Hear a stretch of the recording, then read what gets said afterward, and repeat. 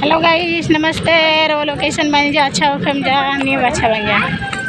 अरे देखिए गाइस, हमने कहा जाते हैं जब तीन दोनों जनी हमारे सिस्टर हलो हमने के जाते हैं अपने घर अपना मने मैके जाते हैं अपना मम्मी जी के लगे ये चंद्रिया जाता है हम आपको।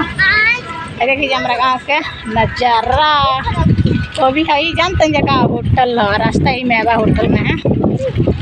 अब फ्रेंड देखी जान कितना मस्त जगह जगह आए तो हमारा गाँव आई जो देखी जान हमारा गाँव कितना हैवी रोड बनल बा और लबनिया चौराहा के हुए वीडियो आप लोग लाइक कमेंट करब जा, शेयर दबा करब जा और अच्छा लगी तो कमेंट दीजिए।